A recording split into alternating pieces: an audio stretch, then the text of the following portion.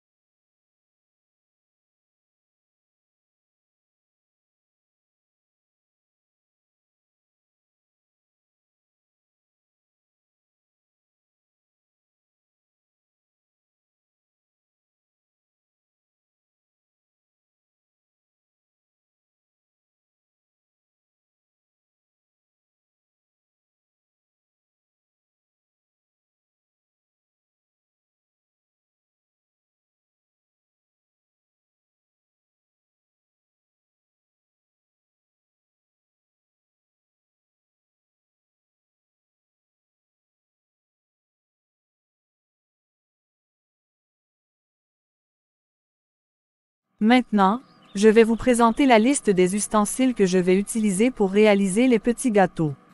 Ce sont une balance, 2 bols, 2 contenants, une cuillère à café, de petites moules à gâteau et un fouet à main.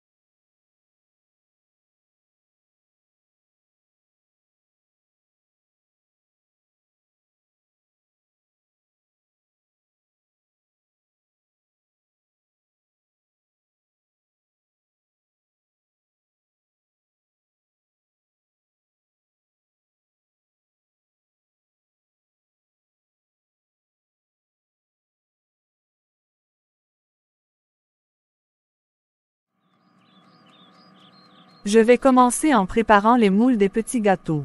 Je vais mettre un peu de beurre dans les moules en le répartissant sur tous les côtés des moules. Après ça, je vais mettre un peu de farine dans les moules en le répartissant aussi partout. Je vais préparer les moules de cette manière pour éviter que les petits gâteaux collent dans les moules.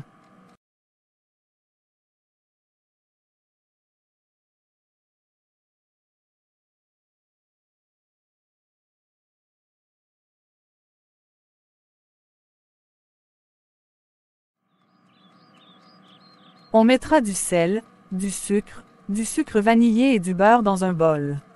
Ensuite, je vais battre ces ingrédients soit avec le mixeur électrique, soit avec le fouet à main. Le mélange doit être battu jusqu'à ce qu'il devienne crémeux.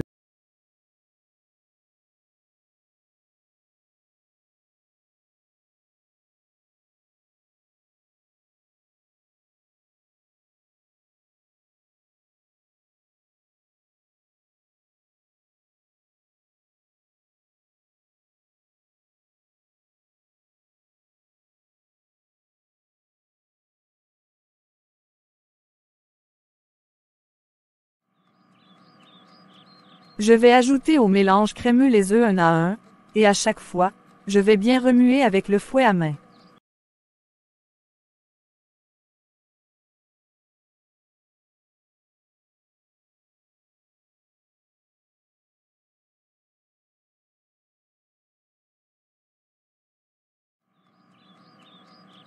Dès que tous les ingrédients sont bien mélangés, Je vais ajouter du yaourt et de la levure chimique. Je vais bien mélanger les ingrédients avec le fouet à main.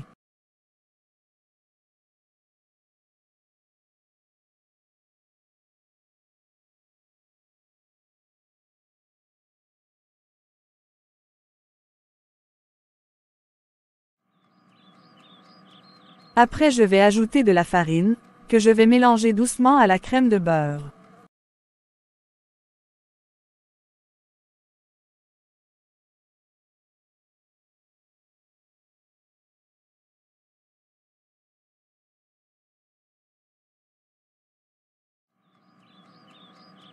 Ensuite, je vais ajouter le jus d'un citron dans la pâte et je vais bien mélanger avec le fouet à main.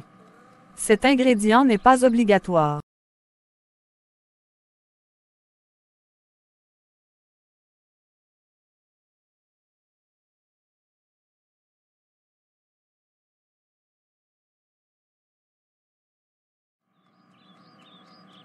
Je vais chauffer le four.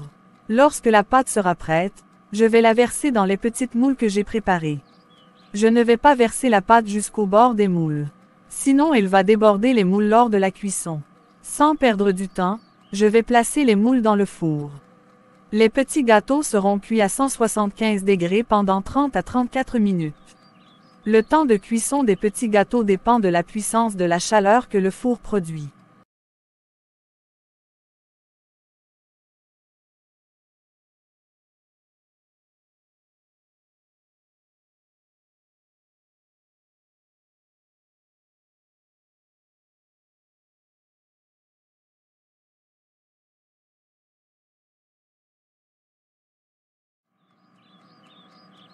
Pour savoir si les petits gâteaux sont cuits, je fais attention à leur couleur. Ils doivent être marron clair. Je vais aussi piquer le milieu d'un petit gâteau avec un couteau propre. Si je ressors le couteau du gâteau et qu'il est toujours propre, alors les petits gâteaux sont cuits. Je vais alors éteindre le four et faire sortir les petits gâteaux. Je vais essayer de décoller les petits gâteaux des bords des moules avec un couteau. Je n'ai pas besoin d'attendre jusqu'à ce que les petits gâteaux refroidissent. Après, je vais renverser les moules pour faire sortir les petits gâteaux. Je vais alors les dresser sur un petit plat. Vous pouvez manger les petits gâteaux avec tout ce que vous voulez, comme par exemple du thé, du café, de la bouillie, ou avec autre chose.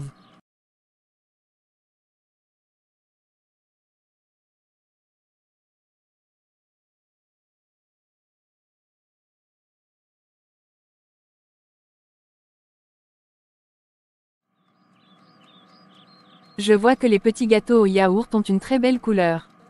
Je suis sûre que leur goût sera aussi bon que leur couleur. Merci à Kekeli pour la recette qu'elle nous a présentée aujourd'hui. Nous allons maintenant passer à la rubrique de la révalorisation de la culture africaine en présentant une élite africaine. Il s'agit de Mosiah Bridge. C'est un enfant entrepreneur afro-américain. Naissance. Il est né à Memphis, dans le Tennessee. Activité. Il est un élève et un entrepreneur. Déjà à l'âge de 13 ans, il dessine et coud des nœuds papillons qu'il revend dans des dizaines de magasins dans le sud des USA. C'est à l'âge de 8 ans qu'il commença à coudre des nœuds papillons. Pour cela, il utilisait la machine à coudre de sa grand-mère. Tout a commencé comme un jeu, jusqu'au jour où sa famille eut l'idée de vendre les créations de Mosiah. Il créa sa propre marque sous le nom de Mo S-Bows.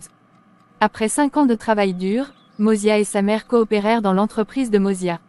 Raison de motivation pour la création de son entreprise, Mosiah n'arrivait pas à trouver de cravate qui lui plaisait. C'est pour cela, qu'avec l'aide de sa grand-mère, qui coud depuis 80 ans, il a décidé de créer son entreprise de fabrication de cravates et nœuds papillons. Il est le plus jeune entrepreneur, créateur et styliste des USA. Mosiah a réalisé à l'âge de 12 ans, un bénéfice de 140 000 € par an. Ça fait près de 150 000 $.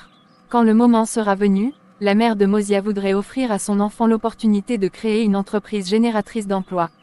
Pour le moment, à cause de son âge, Mosiah doit poursuivre ses études. La leçon à tirer de l'histoire de Mosiah est de ne pas sous-estimer les enfants et de les encourager à développer leurs talents. Raison du succès de Mosiah Bridge, un bon entrepreneur sait utiliser ses talents et autres avantages pour réaliser ses rêves. Il est confiant en soi, il réfléchit sur les stratégies pour faire développer son entreprise.